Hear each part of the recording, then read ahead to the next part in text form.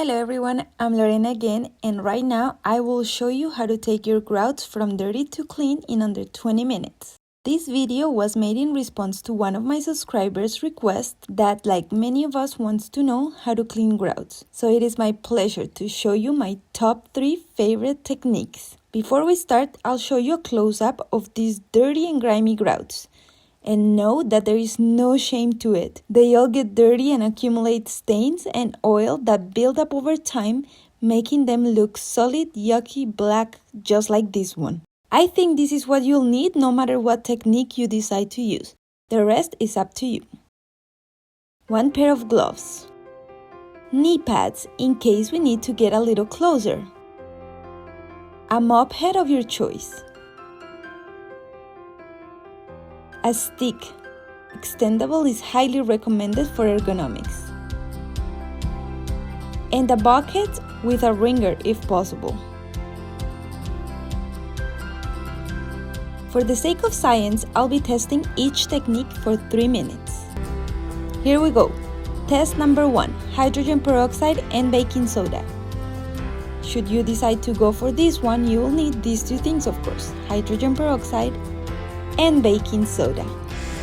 This one is for all of those DIYers, sustainable, caring people that are suffering from stain grout syndrome. I am always looking for ways to achieve maximum quality and minimum waste, so I found this handy ketchup container, filled it up with my hydrogen peroxide, and it worked like a charm. See how it activated on contact? Who knows what was in there? Then I got the shaker and sprinkled baking soda evenly. I set the timer and waited almost 3 minutes. Then lightly scrubbed with a grout brush attached to my height adjustable stick. Immediately you could see the grime sticking to the baking soda and lifting without much effort. Keep in mind the natural color of my grouts is gray, not white, so don't try to go beyond the original color of your grouts. It won't happen. It might seem like I am putting a lot of pressure, but I swear I am not. If you don't have one of these swivel brushes, a hand brush will do. Time's up. Make sure you wear knee pads for comfort. We just need to give it a quick wipe and on we go. So far, so good. Test number 2, Oxy Detergent and Hot Water. This one is for those also super caring but busy people who need a ready-to-go solution for an oily grout problem. I dissolved the Oxy Magic in hot water, applied it to the grout, and waited patiently. Okay, honestly, I waited very impatiently. Before reaching the 3-minute benchmark, I scrubbed using my handy grout brush. This one definitely had more liquid than the baking soda. Stopped the timer and wiped. I noticed the result right away. It's about the same as with the baking soda. And last but not least, steam power. Yeah, baby. Ready? Set timer. Go. This one is by far my preferred method. I know it's weird, but I definitely enjoy blasting dirt out of my way.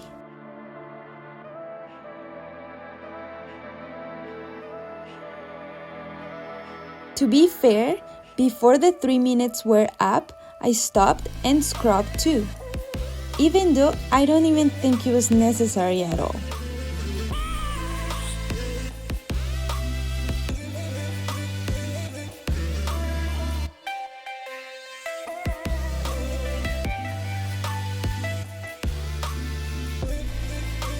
Time's up.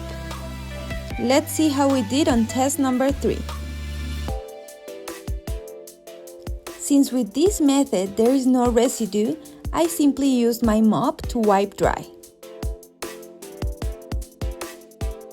At first, I was disappointed. But as soon as the grout started to dry and I got a little closer, I could see a huge difference. I guess this method, in my opinion, requires less effort but cannot get any more wet, therefore requires a little extra drying time. I'm sure you all know which method I'll be using, so let's get started. I'm timing myself, but I'll work carefully because steam and wet floors are dangerous. For sure, this method is wet, so work quickly around baseboards or wooden furniture to prevent damage. For those wondering, this is a regular house steam mop, commercially available to anyone and totally affordable. I just got a precision attachment and got the machine to extend my very human power. The heat and the force of the steam work hard so you don't have to. Plus, you are also giving a good sanitizing treatment to your floor. I finished in under 15 minutes. Then I mopped dry the entire floor. For this project, I only cleaned the reachable areas. That means I did not move my furniture and appliances. Instead, I worked around them and under them where possible. I figured there's no traffic, no dirt, and no one will notice. The cons? It is wet and messy. The pros? No chemicals, no residue, amazing same results. Here's a really cool close-up of the ugly dark before. Yep, that's dark. And the after. I mean, like day and night, isn't it? Well, that's all for today. I am just a person of few words. Show me, don't tell me kind of style. I'll let these images speak for themselves. Thank you for watching, and please like, share, comment, and subscribe. Ciao!